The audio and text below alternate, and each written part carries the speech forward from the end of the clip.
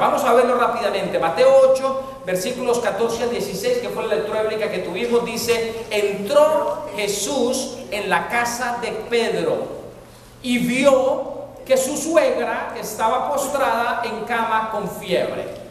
Él le tocó la mano y la fiebre la dejó. Luego ella se levantó y comenzó a servirle. Al atardecer trajeron a él muchos endemoniados.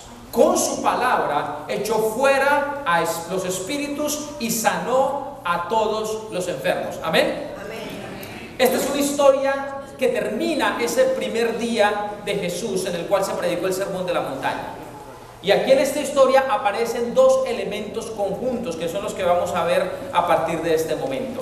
En la primera parte algunos dicen jocosamente, y pongo aquí las comillas porque no quiero que ninguno me trate mal, ni que ninguna suegra se ponga brava conmigo, porque yo no hablo mal de las suegras, yo no he hecho chistes sobre suegras, no porque no me gusten, porque me río cuando los escucho, sino porque mi suegra es un amor, así que no clasifica en esos chistes. Y tú sabes, amor, que lo digo no por quedar bien contigo, ¿no?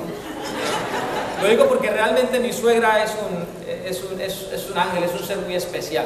Mi suegra, no sé quién se lo enseñó, pero lo aprendió muy bien.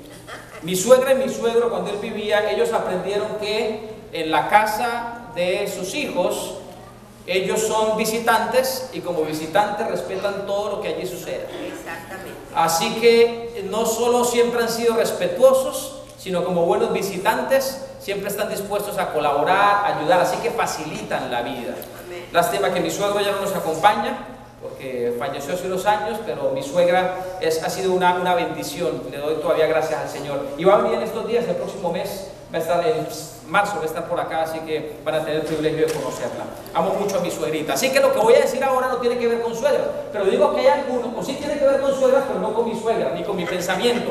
Hay algunos que dicen que Pedro, a partir de este momento, dejó de confiar en el Señor y se puso enojado con el Señor, porque ¿cómo es posible que va a sanar a la suegra? ¿Ah? Algunos lo dicen, yo no lo dije. ¿Okay? Lo que quiero decirles es que si han escuchado eso no es teología, eso es falso. En la Biblia no dice que Pedro se enojó con Jesús porque sanó a la suegra. Lo que sí dice es que Jesús decide entrar a la casa de Pedro. Esa parte a mí me llama la atención. ¿Por qué Jesús va a la casa de Pedro? Los quiero escuchar. ¿Por qué Jesús va a la casa de Pedro? ¿Por qué? Porque él vio que la suegra estaba enferma. Jesús decide ir a la casa. Miren que en los milagros anteriores la gente viene a Jesús, ¿ok? Pero aquí, cuando hay alguien imposibilitado, Jesús decide ir. Por lo menos en este relato, hago referencia a este relato bíblico de Mateo, no dice que Pedro invita a Jesús para que vaya a su casa.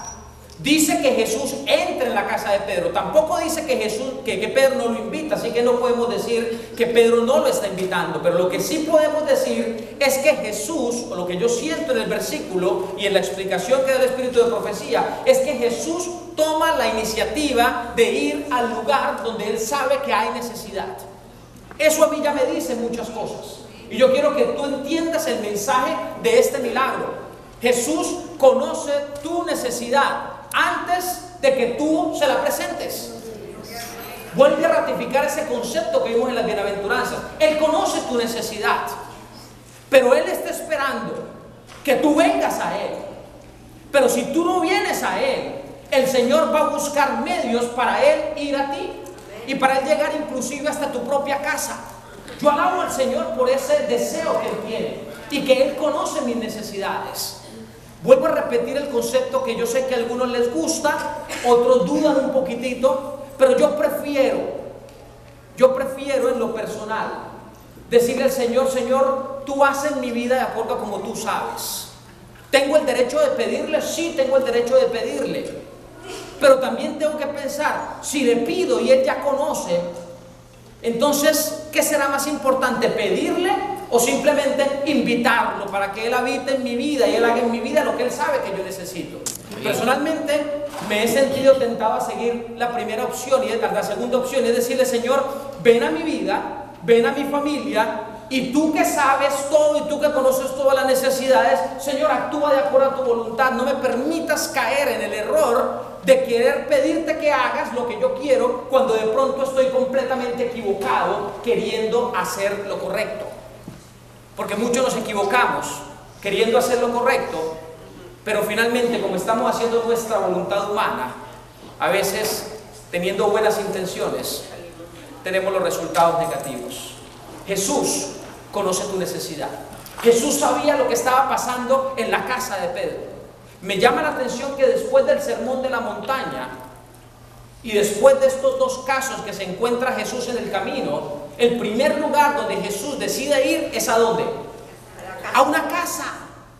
Eso tiene un significado muy grande.